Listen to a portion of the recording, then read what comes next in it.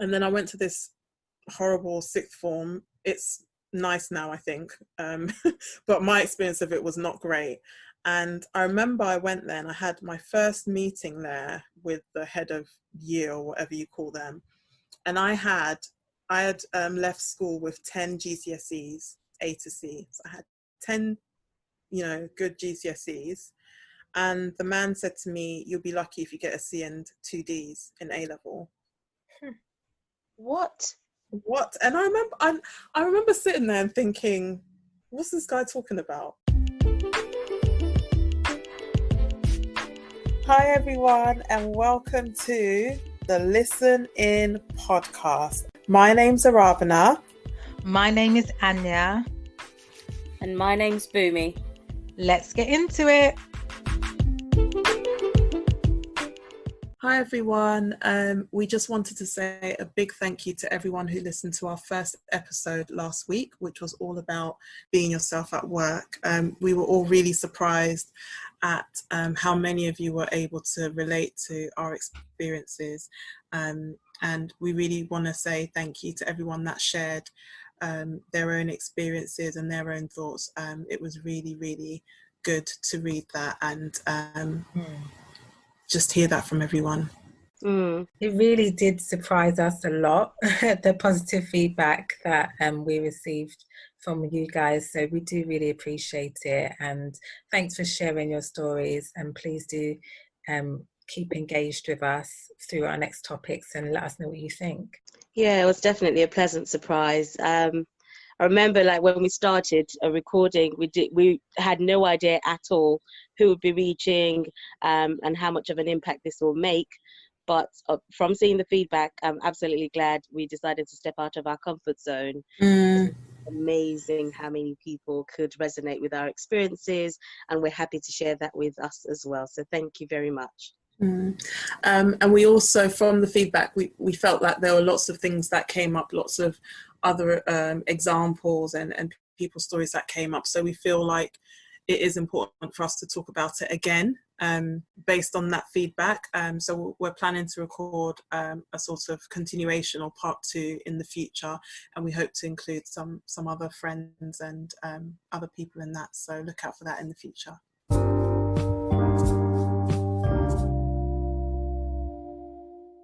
Okay, so today we are going to be talking about imposter syndrome. So this is a phrase that lots of people may have heard, or you may not have heard of it before.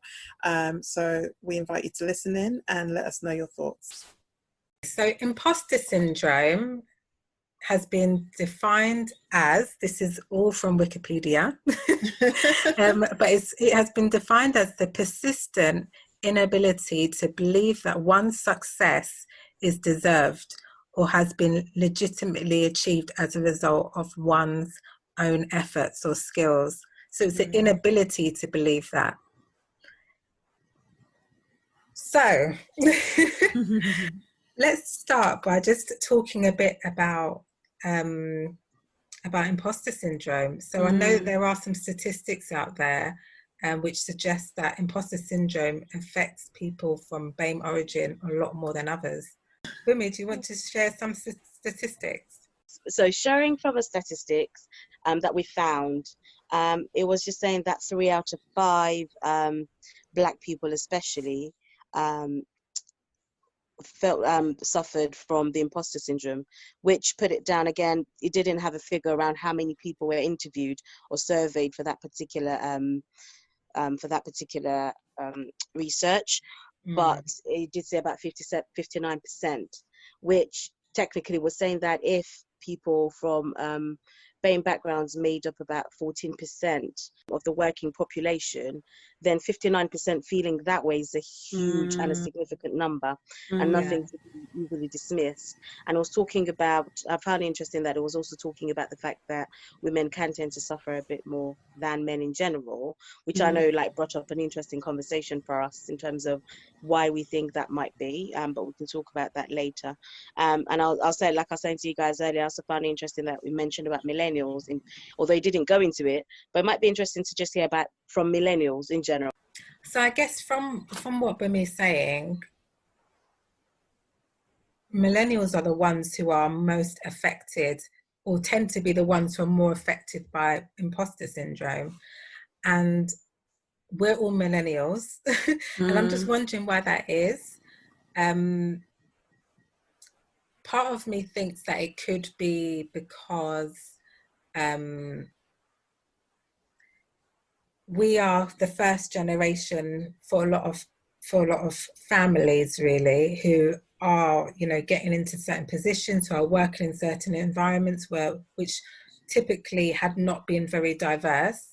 So it's almost like we are having to, I guess, navigate our way around that environment. So it's quite difficult. And so I think because we are suddenly getting some of these positions that we historically wasn't able to get, I think there is a lot of self-doubt that can come with that, and feeling like you are a fraud. You shouldn't be there. So I think that could be part of the link. What's your thoughts on it, Rabna? To be honest, I hadn't really thought about it in terms of the millennial sort of aspect, but I think what you said is a really good point, because, you know, it also mentioned about people from Black, Asian, minority, ethnic groups, and also women, and I think all of those groups have had difficulties getting into the workplace, getting into different positions, you know, so I think it all impacts on you, like you say, the first person to I think I was reading somewhere that it, you know, imposter syndrome also affects people that have quite high standards, and I think that's kind of linked to it, because you do, not to say that other people don't, but I think that if you're the first to do something, there's always an expectation on you, or there's always a pressure, whether it's a pressure from yourself or pressure from others to do well. And I guess also because you don't necessarily have that example or guidance from somebody who is like you in that position, it is a lot harder. So for example, if speaking about our profession, there are some people who are speech therapists and their mum was a speech therapist, or they're a speech and language therapist and their dad was a speech therapist too, or like, do you know what I mean, they worked in that same sort of area. Or like sometimes people be like, oh, I'm a speech language therapist, my sister's a physiotherapist, my brother's a whatever else, so they have this sort of family experience that's, you know, been there for a while, of people working in this field. So even if they do have the same doubts, I think that there's someone there to talk to them about those doubts and say that's normal, and help them to overcome that, rather than them not knowing that that's kind of a normal part of your development as a, well, I don't know if it's normal, but let's just assume that it is like a typical part of your development as a professional. If that this is expected and nobody expects you to do everything correctly from the beginning, then you're more likely to kind of have those kind of feelings, I think. So yeah, I think that's a really interesting point, but I had never thought about or made that connection with being a millennial or anything. I think more for me, what you were saying, Anya, sort of rings a bit more true to me about being the first person in this area. Yeah, definitely. I definitely agree with that. But I was also thinking about, say, while she spoke, Annie, I was thinking about, could there also be a link between the sort of like social media and how it's blown up in our generation, especially seeing other people's lives? Could there also possibly be a link between that and have like imposter syndrome? Because obviously the older generation didn't have a lot of the technological advancements that have happened in our times. And I think it's like that kind of like having a lot more people to compare yourself with, I think can also cause a lot of that feeling, is my thought. So it'd be interesting to find out other people's experiences as well and see what they make of it. But I definitely found the statistics interesting, especially about the numbers. So 3 out of 5, especially for people from BAME background, is a huge and a significant number, and something to not be overlooked or dismissed. And I think 3 out of 5 is a bit too much. Sorry, like if it's too much. If it was 1 out of 5 or 2 out of 5, fair enough. But the fact that it's so many people, that's a lot of people. That's a huge percentage. That's a lot. And it can't be by coincidence. No. When it's that many people. And I just feel like it's really an interesting thing to think about. But I kind of feel like, for me personally, kind of thinking about even the phrase imposter syndrome, like I was saying to you guys earlier, I had never heard of it before. I heard about it like 4 years ago.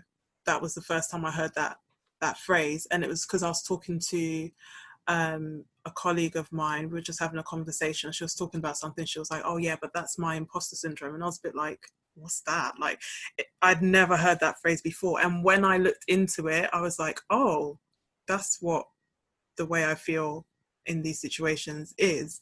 So I'm not sure that we can necessarily say that our parents' generation or the other generation didn't have imposter syndrome. They may have, but they may not have had the word for it. And I think for us as well, we have a word for it, we can describe it. And we're in situations that may highlight it a lot more than maybe they were. And I think we talk about things maybe a bit more openly than people did in the past. In general. But yeah, I don't know about you guys. When did you first sort of hear about imposter syndrome, and like, have you always known what it was? Or was it just me? I think I first heard about it because I was talking to someone and they said to me, "I think you've got imposter syndrome." So they said to me, "I think you've got imposter syndrome." And then they broke it down to me and explained what it was. And I thought, oh my gosh, I actually think I do have this. So that was a real realization for me, because I didn't really understand the way I was feeling about situations. But I think being able to identify it and realize, okay, this is something that I'm going through, I was then able to be more aware about it and try and make some changes in terms of trying to overcome it, really. And can I just ask, sorry to interrupt, but like, why did they say that? What made them say to you, what was that situation that made them say to you, "Do you know what, Anya, I think you've got imposter syndrome"? Yeah. Do you remember? Yeah, I do. I was just talking to this person. So actually this was someone who I was speaking to because I was quite stressed with work, and just generally just quite stressed. And I spoke to this person, and they were just talking to me about a few things. And I think they said, you know, "You're being too hard on yourself." And they said, you know, why do you not feel like you deserve to be where you are? And I didn't realize that. Like, I knew how I was feeling, but I didn't realize the extent to how I was feeling. I didn't realize that I genuinely did not feel like I deserved to be where I was. And it was only through that conversation that I was able to really, really realize, really see things a lot more clearly. And then, I don't know, it was just really interesting having it come to the light and be able to then start to work through it. Because I kind of feel like people have always said to me, "You're too hard on yourself." That's what they've said. They haven't said imposter syndrome. They said, "You're too hard on yourself," or, "Oh, you work really hard," or what's the other thing that people would say? Or like, "Oh, you always want things to be perfect." Not that I'm a perfectionist, but like, people made little comments like that, which you know, nobody's ever said to me, "I think you've got imposter syndrome." It's been more when I heard that friend of mine saying it, and she's also someone from the BAME community. yeah, it made me think, oh, like, oh wow, like I know what it is, and now I know that it's not just me that thinks like that. But to be honest, I don't know where it came from. No. And what about you, Bumi? I think before we move on to where it started, because I think that's a really interesting conversation in itself. Yeah. I just want to find out from you, Bumi, when did you first hear about imposter syndrome? Yeah, I'm the newbie to imposter syndrome because I literally heard about it less than 5 months ago. Wow. Like you and Ravna, I've always heard the comments in terms of, oh, you're too hard on yourself. Oh, can't you see how really good you were when you did that? Those sort of comments. But actually, I was having a conversation with one of my colleagues at work. She's not from the BAME community, but which is another interesting that actually I found that a lot of my colleagues, although they were not from the BAME community, they also felt like they suffered from imposter syndrome. So maybe there is something about our whole journey of into this profession that can also make you feel like that. But I remember I was having this conversation and she was like, oh, Boom, that is such classic imposter syndrome traits. I was like, what's that? And then I went to have a read about it. I was like, wow, that defines my whole professional life. Literally. Yeah. I think it's really interesting that Yeah. we've all experienced imposter syndrome. We all feel like it's something that we have struggled with. So yeah, Bumi, when did it first start to impact you? When did you first start to notice the signs? To be honest with you, it was when I started my studies as a speech and language therapy student that I started to feel like, I mean, probably all through my life, I've always thought that I wanted to probably try hard or hard enough. But it was much more evident when I started my degree, which is based on like certain comments and wanting to prove myself that I could do it based on those sort of comments, if that makes sense, that made you want to work twice as hard. So definitely when I started my degree. And what comments did you get? I remember one of the tutors at when I was at university. I'm one of my clinical tutors. I remember her being very critical of probably like my report writing, critical of my even like talking, if that makes sense, critical courseworks, everything. And I remember like again, I don't know if this is probably more of for a different topic, but I remember that feeling like, oh, maybe I don't deserve to be on this course. Maybe I'm not, this is not right for me. But every time I went on placements, I did feel like it was right for me. I did feel like I could do this. I was taking in knowledge at university. I was putting in the work. But yeah, it just made me feel like, well, maybe this is not the environment for me. And I started to feel very much like I don't feel like I belong here. So it sounds like then, just as you've kind of explained, the experiences was it became more obvious at university. So once you started the course and you started having people question the way that you're doing things and kind of support you with, I guess, improving your like certain skills like writing skills and things like that, or picking out certain things that you need to improve on. It sounds like that really did start to impact on how you felt and how you viewed yourself. And how I view myself especially, yes. Yeah. Okay. But prior to that then, so prior to starting university, how did you feel about yourself? How did you view your skills? I mean, to be honest, I mean, I'm quite open because I'm grateful for where I am now. I'm quite open to say that there were stages in my life where I suffered from low self-esteem, and that brings me to an interesting thing in terms of, because I had to look into, is it the same thing, like in terms of having imposter syndrome and having low self-esteem? And for me personally, sounds like they're quite the same. They're similar in some ways, but they're also quite different.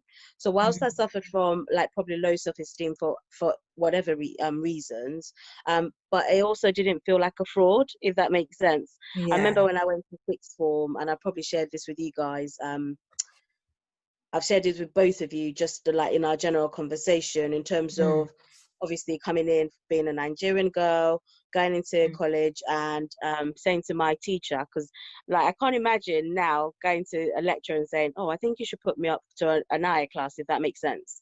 So although I did have these feelings and probably low self-esteem about certain areas of my life, I was confident enough to go to my teacher to say, "I don't feel like this is the right class for me. Can you put me up?" Whereas when I went to university, I would have probably been looking for them to put me down rather than put me up, because I then started to feel like I didn't belong. So I do, yeah, That's so based on that point, I interesting. think that having low self-esteem is very different from having an That's so imposter syndrome. interesting. Yeah, Yeah. that's so interesting. And what do you think it was about university which led you to feel that way and led you to, or what do you think it was about the course that led you to feel that way and start having those doubts about your skills and Yeah, I don't know. It was many of those comments. I think environmentally as well, I didn't see a lot of people like myself yeah. within that person, and especially on that course. I mean, from because I was in the year group with you guys, and then obviously I took a year out and I started the following year again. But even across both cohorts, there weren't a lot of black people. So there weren't a lot of BAME people in general, and especially black people. So it started to make me feel like, is this something that we do? Is this the right place for us? And also those comments didn't help, because again, I get constructive criticism, but sometimes it didn't come across as that. And also it wasn't always phrased in a way that preferred a solution, if that makes sense. It was more kind of like hitting at your person. And also that started to, yeah. And also, again, regardless of what I then did, I didn't feel like it was good enough. So yeah. It's really tricky, isn't it? Because, you know, I completely appreciate that as lecturers and people, others like tutors who work for the university, I completely understand that their role is to support Yeah, us to, of you know, to course. really mold us into being a therapist and to help Yeah, us to develop certain skills that would make us effective therapists going forward.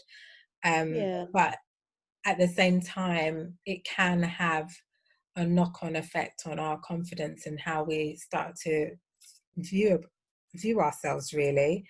yeah. And So I that's what I was think it's a saying. really fine line. Sorry, go on. And I was just saying, I think it's a really fine line. Yeah, And it is important. I think it's still important that the feedback is given. It's just, I yeah. guess it opens up a conversation about how that How? feedback is given, really, in a constructive way, as you said. Yeah, and I think that that's why it also makes it interesting that actually some of my colleagues that I work with now, they are speech language therapists from different backgrounds, and they still feel like that, if that makes sense. So I think all of that journey of being more of a reflexive practitioner might probably bring out things about yourself. I remember being at uni, and every time they ask you to write a negative and a positive comment about a session, for example, you'd easily find all the negatives, even though they weren't necessarily negatives. But I think probably just being in that sort of environment where you're being refined. And yes, I do agree that obviously lecturers have a duty and they shouldn't shy away from obviously refining us, if that makes sense. But also, we're all not made to fit into a box, if that makes sense. We still like we can still bring a part of our person into this role, part of our personality. Obviously, while still being very professional, but we are not just kind of like fit into a mold. We're not just clones of each other, if that makes Yes. sense. And I think that's one of the things I find the beauty of this career is that you can still bring a part of yourself, and hopefully you still find that part of yourself once you've gone past that refining stage. What about you guys? I guess in terms of for me, I'd say my imposter syndrome was similar to yours for me. I'd say, well, actually, did it start at university? I think it probably started. I think education generally was quite difficult for me, just in terms of my experiences through education. But I'd say that when I actually started university, I think I really did start to question myself a lot more. But I think in school, you know, I passed my GCSEs, did quite well, did my A levels, but I didn't get onto the course. I passed my A levels, but I just didn't get the grades that I needed to get onto the course for speech and language therapy. And that was definitely what I wanted to do. Yeah, for a while I was feeling a bit down about it because, you know, my friends were going on to university and I knew what I wanted to do, but I just couldn't get there because there was like one grade which wasn't as good as I hoped. So then I went through a period where I had to kind of redo some of my A levels. So just in the hopes that I'll get onto the course. And I think that really did knock my confidence from that point of having to kind of redo my A levels. Because it did make me feel like, oh, I'm not good enough to get onto this course. But then when I finally did redo some of them and I got better grades and things like that, and I could go on to university to study speech therapy, I did feel a lot more confident because I'd then passed it, and I felt a lot more confident. But then as soon as I started university and I was in the lecture hall and I was around, you know, I was very much a minority in that situation. And I think I very much did feel like, should I be here? Similar to what you said, Bumi, I've started feeling like there's not many others like me here. Should I really be here? And I think the lecturers, none of them, you know, really looked like me or anything. It did make me feel like, is this the right thing? And then I had, I did mention in another episode, in our first episode, that a lecturer said to me, you know, like I handed in some coursework and she said to me, okay, this isn't good. You're going to have to redo it. So I redid it, put so much into it. She said, this still is not good. And she said, is this the course for you? I really think you really need to think about if this is the course for you. And I think that seed was like planted in my head. And I think from that point going forward, I was very much just thinking, is this the place for me? And then I went through this time where like I had to basically take a year out as well and then come back. And that again completely knocked my confidence because I worked so hard throughout that first year, and then it's almost like it wasn't good enough. So I constantly just thought, oh my gosh, I'm trying my best, but I just don't seem to be getting anywhere. And some things I'll do really well on, and then some things I wouldn't do well on. It just felt like, yeah, it was just really hard. And I think that really did affect how I started to view myself. Even on placement, I think similar to you, Bimmy, on placement with the children, it was fine because I've always had quite a good rapport with people. So even with the children or with adults, I think that worked really well. But I think it was more the theory side, which really did start to intimidate me and made me question myself and think, oh, can I do this? And just the feedback from the lecturers, I just felt like, can I do this? So yeah, I think that really did start to play on me a lot. And it carried on into work. It carried on into the working environment as well. So yeah, really challenging times when I think about it. But yeah. What about you, Arab, now? Yeah, I'm just really shocked at that lecturer saying that to you, Anya, after one coursework, failing, you know, doing not very well on one coursework. Literally twice. one coursework. One. Like I was saying, you know, before, it's different if, you know, you had done really badly on all your courseworks and all your work and you showed no interest or something like that consecutively or consistently showing certain behaviors, then you can say to someone, you know, are you sure this is the course for you? Or I mean, even that phrase is a bit weird. Like, why not just ask someone, like, what's going on? How are you finding this? Why are you finding it difficult? Rather than putting this thing on them of, are you sure it's for you? Like, that's just ridiculous behavior. But I remember one of my supervisors actually, he was a brilliant supervisor. He's from the BAME communities as well. And I remember when I had that placement, he always used to say to me all the time, he was like, listen, you are good. You can do this. Don't let anyone tell you that you can't do this. You can do it. Like all the time throughout that, I think it was a 3-week placement. And then he allowed me to come back in the summer for a couple of days just to shadow him, me and another girl who was also from the BAME community. But yeah, really interesting. That's But interesting. he talked a lot about his experiences, and this man was so like qualified. I'm not going to say too much because I don't want to identify him, but trust me, he was a very, very accomplished person. He had been a professional several times before he did speech language therapy, and he said that he had not lecturers, but like, what do you call them people again, like clinical tutors or something, making comments like, are you sure this career is for you, and stuff like that. So he had that same sort of thing as well. So I feel like some of these people need to actually think about their words and what they're saying. I'm not saying that you need to mollycoddle people and make them think they're doing well when they're not, but if someone's done really badly on one coursework twice, and it's one coursework, that doesn't mean that you cross them out of everything. That's just really, really pathetic behavior, I think. That's really making them question their whole entire career path, if that makes sense. I mean, like you were saying, Anya, that you were looking forward to doing this. You worked hard at college so that you could get the grades to do this. So you knew, at least on some subconscious level, that you wanted to do it. So to pass university, and I mean, I think, don't get me wrong, I'm not judging anybody. Anybody can make mistakes.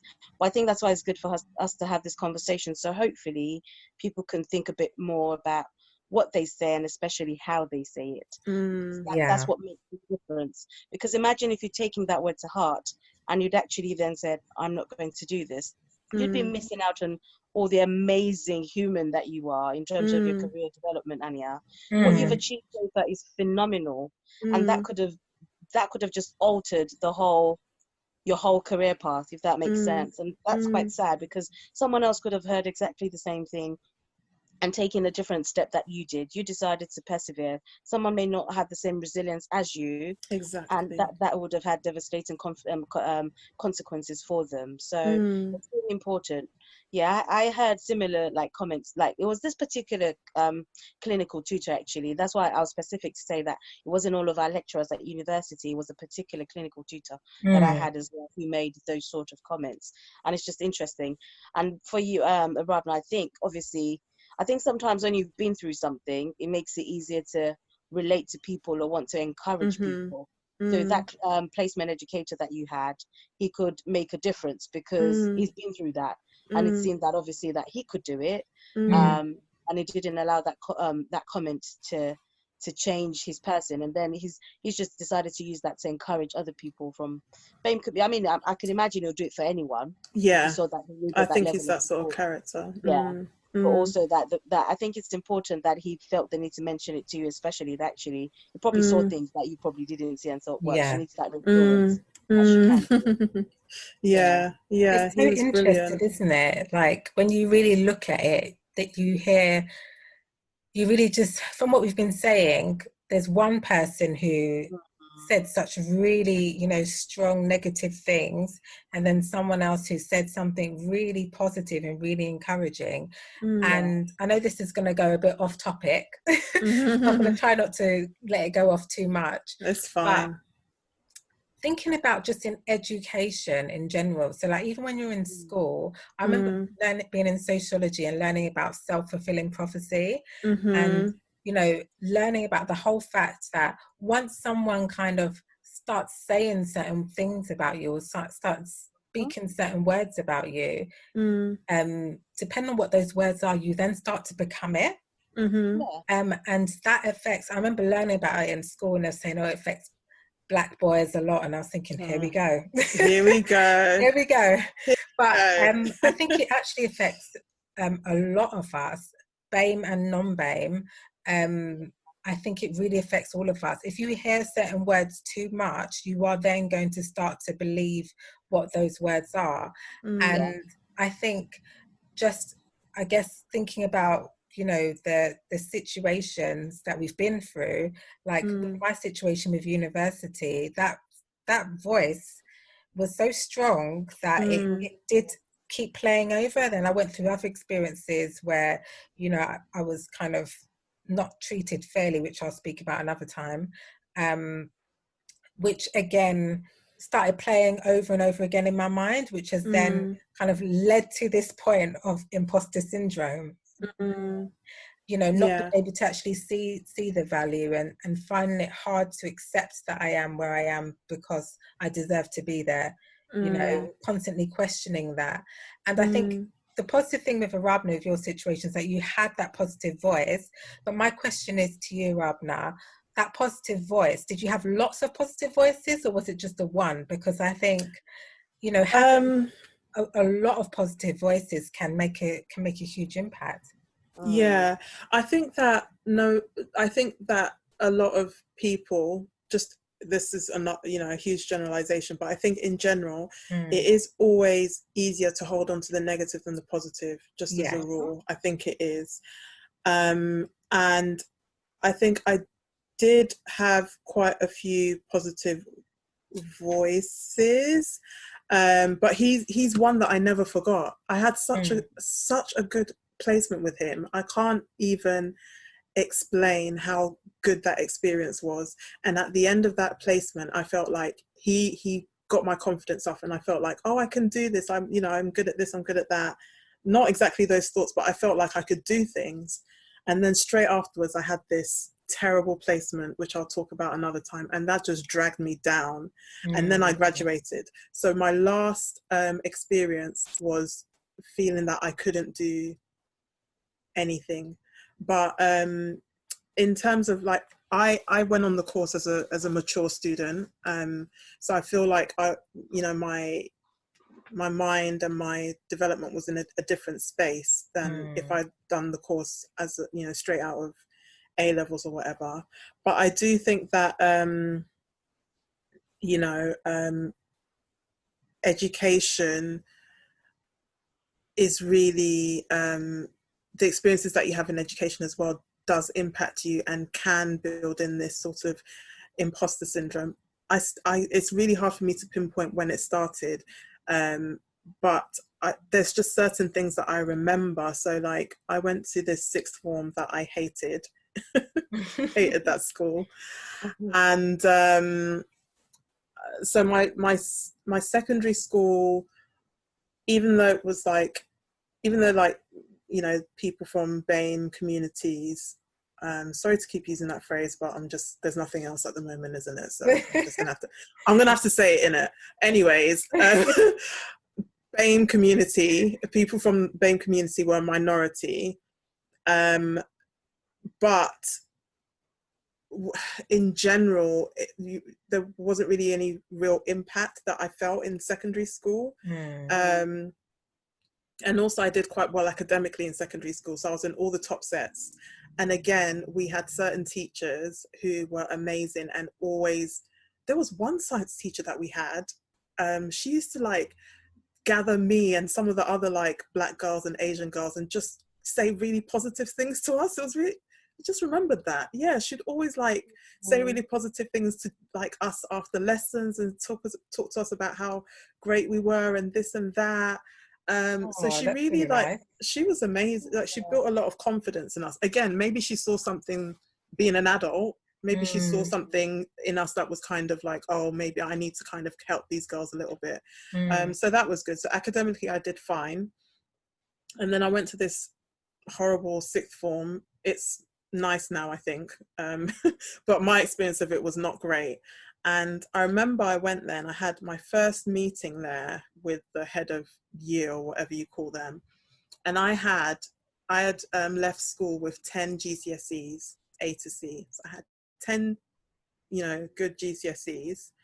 And the man said to me, "You'll be lucky if you get a C and 2 Ds in A level." What? And I remember sitting there and thinking, what's this guy talking about? I was just thinking, but I never really told anybody that. I just sort of carried on with my life, and also all sorts of things happened in that sixth form that was just sort of, I think, built to sort of break your person, but I'll put that aside for now. But I think there were lots of people who were always trying to kind of put you in your place and let you know that no, you're not as good as you think you are. So I feel like those sorts of things, even if you're the strongest person in the world and you have quite a strong character, unless you stay on that sort of high level all the time, it will chip at you to a point where, and I think that's what it is, where I may have had a certain level of confidence or character, whatever you want to call it, but I feel like I got to, with that placement, I was in a situation where it was quite difficult because somebody else had some power over me to say whether I was good or not, and was constantly chipping away and saying, this is wrong, this is wrong, this is wrong. You know, and you're always trying to like fix it or whatever. But it just doesn't work. But again, I'll have to talk about that placement another time. We don't have we don't have 3 hours. But like, yeah, I feel like because that was my last experience, I went into work just sort of always doubting myself. And I remember my first role, when I was leaving, one of the comments that my manager said to me when I was leaving is, he was like, you know, when you started, your confidence was really low, but I think we've done really well, like your confidence is much higher, blah blah blah. And I remember thinking, like, how did he notice that? You know, you don't realize that people pick things up, but like I was just a bit like, oh. So then I went to my next job, and soon after I heard about imposter syndrome and stuff like that. So I said all that to say, I don't actually know when it started, but I can think of things that would have contributed to it, because I think within myself, I have quite high expectations of myself anyway, which I don't think is a bad thing. But it's just, if you have that, and then you have certain people in a certain environment, it might exacerbate it and make it worse. Me personally, I didn't really feel very affected by being a minority and all of that. Again, I don't know if it's because I've always been a minority in the places that I've lived in England, and even in some respects, when I lived in Ghana as a child, I was also a minority, because people knew that I wasn't born and bred in Ghana. They knew that I'd moved back to Ghana, so I was kind of different because of that as well. So I don't know, maybe that's why that sort of element of it doesn't impact me as much personally, but I do understand that it impacts other people more. Or you know, the things that impact you will impact you, but I think for me, what impacted me more is just the sort of accumulation of people's comments and things like that. And I feel like I had to actively and aggressively fight against that sort of way of thinking and feeling and stuff. Think that maybe in another 10 years, but not right now. Exactly. Yeah, but it's all part of it, isn't it? It's all part of, and also you don't necessarily have people actively pushing you to move forward. Do you know what I mean? Even if they do pay you compliments here and there, or they say, oh you're really good, it might just end up with them giving you more work to do, or more things to do in your current role, but they don't necessarily say, you know, I can see this potential in you, I want you to do this, I want you to do this course, or I want you to go here, go there, or you've been chosen to do this because we can see your potential. So yeah, I don't know if that feeds in. I think that's more to do with progression perhaps, but I don't know if that feeds into it as well. Yeah, it's such a funny topic actually, isn't it? An interesting one of that. I remember I was sharing with you guys what I think we're just talking off the chat, in terms of when I got my job, and how I literally thought, oh, I think these ones would just accept anyone. Yeah. Like, I was like, they're super desperate. Like, they'll just take anyone. And I started to work, and I think there was a recent, well, probably not that recent experience of, so I've been working, and probably the first 2 years of my career, I just kept thinking, oh, I think they were really desperate. And then we recruited someone, and they didn't really, they just weren't meeting all the criteria, if that makes sense, within the role. And for the first time, it hit me that actually, no, they weren't desperate. Because I was like, well, if, I know how stretched we were within the team at the time, and for them to have turned down someone, and within the probation period, it just made me realize that, well, we're not desperate after all. Then there must be something about me that they saw, if that makes sense. And like you said, like having someone to push you up, because I remember, like, I got really comfortable being a band 5. I was like, this is good, let's just stick with this for as long as possible. And I remember when a band 6 position came up, I wasn't going to go for it again, because I just thought I wasn't ready. And my husband was like, go for it.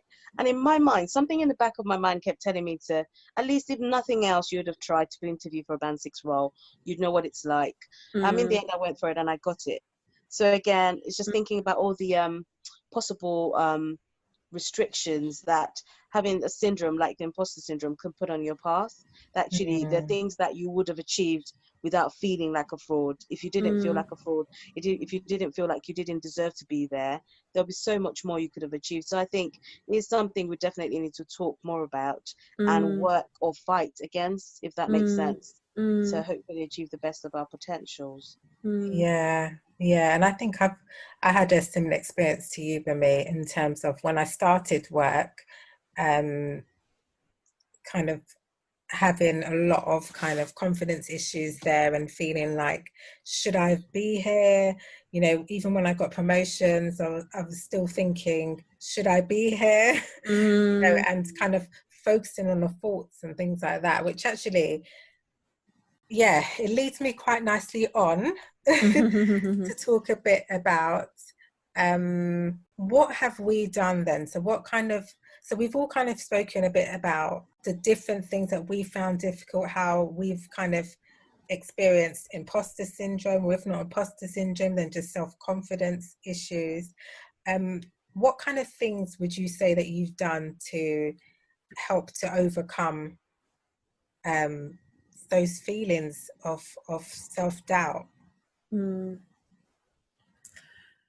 I feel like with me, I've had different supervisors that have really been helpful in that way, where they have tried to help me to think about the positive things that I've been doing.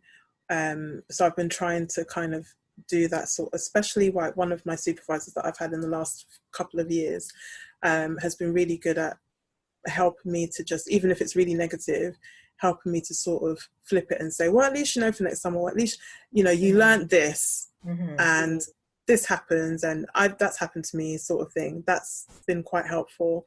And what I'm trying to do for myself now is just like kind of reflecting on my achievements. So like the things that I've actually, me and Anya have done this together, haven't we? Where like we'll just be like, listen, Anya, you've done this, and this. And Anya's done that a lot for me recently, because I've been imposter syndroming quite a lot.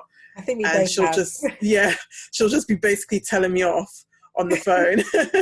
But I think stuff like that is actually helpful, to have someone say to you, listen, you've done this was really good, even if it's not where you want it to be, you've improved in this way, or you know, looking for the positives has been really good. So what I'm also trying to do is like write down like small wins, or like things that I've done well, or things that I've achieved, or you know, things like that, to kind of try and reflect on and make me see that I am improving, I am doing this better, or and trying not to, it sounds a bit weird, but trying not to think about it, if that makes sense. So trying not to think about, do I deserve to be here? Like just trying to think about what I'm actually getting through things, reflecting on it, and reflecting on what I've learned, or what I can learn, what I can do better, rather than, oh my gosh, like I'm so terrible at XYZ. I'm trying to do that a lot more. Yeah, it's helping me, and like using that sort of bullet journal sort of method, even things like me, even this is a small thing, but even things like me having things that I wanted to accomplish in the day and being able to do it is making me feel more like better. Do you know what I mean? Like, it's a small example, but yeah, those sort of things help me. That's really good. That sounds really nice. And Anya telling me off. If anyone wants a good telling off, just let me know. Send me a message in the chat or in our messaging box, our DM box, and I will tell you off. Gladly. So what about you, Bami, anyway? What would you say that you've done to kind of help you to overcome some of those self-esteem issues? I think, like Aravna mentioned, it's about not dwelling on the errors too much. Yeah. And I think one of the biggest things I've been telling myself, or understanding really more recently, is that actually without errors, there'll be no learning or progression. So if I didn't make errors, I would literally not learn from it. I wouldn't be a better person. So it's actually appreciating the errors. So I kind of, I wouldn't say I celebrate my errors, but I don't see them in the negative lights that I used to. I kind of like learn my lessons from it and I move on. I remember especially when I started as part during my probationary period. So I know that we'll do the RCSLT competencies, but within my organization, we also had a system where you, like, it's similar to the RCSLT competencies, but you also set goals. You can use them towards your competencies.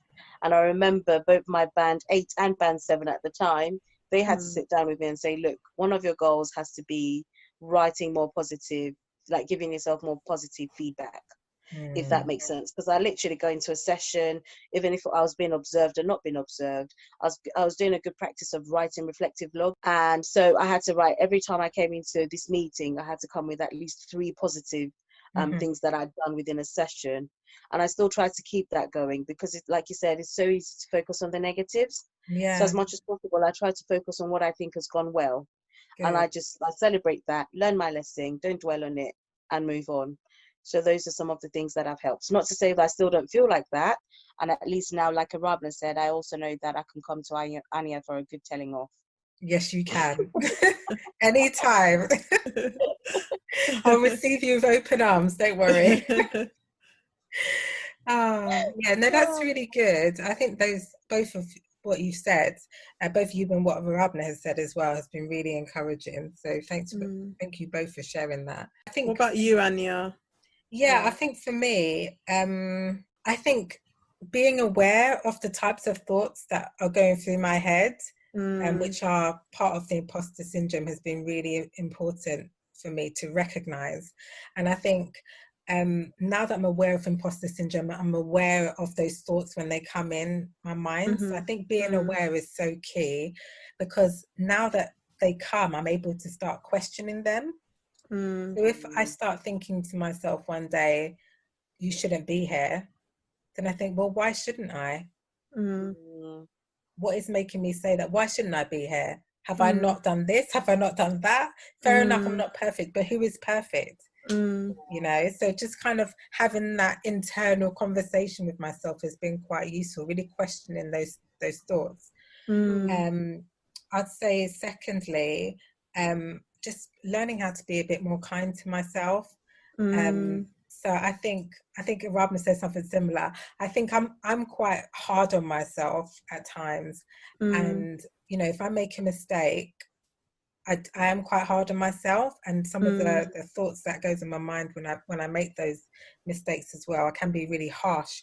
So I think I've learned how to be kinder to myself and think, well, actually, you know, we will make mistakes, and actually looking at the situation more objectively rather than subjectively, rather than personal, you know, emotional experience and feelings, rather than it coming out of that state, looking at it more objectively and looking at the situation as a whole and being kind and saying, actually, this was difficult, but you still managed to do this. You know, so looking at it more objectively, I'd say. And also, like Ravna said, we were starting to celebrate our successes. And I've been trying to do it weekly, again, not consistently. I haven't done it consistently, but I think that's been really helpful, just kind of writing things down, maybe at the end of the day sometimes, and just saying, actually, I've managed to achieve this, which has been good, because I think it's easy just to go through the day. The motions. Go through the motions, go through the day, and actually get to the end of the day and think, I'm so tired, and I don't know what I've done today. But when you actually stop and take time to reflect, then you can actually see the day for what it was and think, actually, I did get this done, which I've been meaning to do for ages, and I have done this, and actually this was quite a good decision that I made at this point. Okay, this wasn't a good decision, but it's okay, I'll learn from it. But actually, this was quite a good decision. So I think it's all about reflecting, really, and taking that time to write these things down. Because I think you mentioned earlier, Robin, it's so easy to hold on to the negatives rather than actually see the positives. I really like what you said about being kinder to yourself, Anya, and I think that it's really important. You can be overly critical of ourselves, isn't it? And just realizing that everybody makes mistakes. You're not alone in those errors, and it's about what you're able to salvage, isn't it? So that didn't go well, but I managed to do this, and that's important. You didn't just go somewhere and break down and cry. You managed it like a professional that you are, and it's important to remember that. Yeah, absolutely.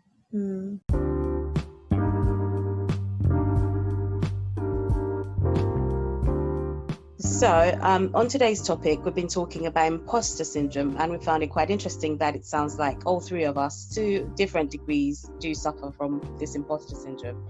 And obviously we found a bit of statistics that talked about the degree in which it affects people from Black, Asian and other minority ethnic groups.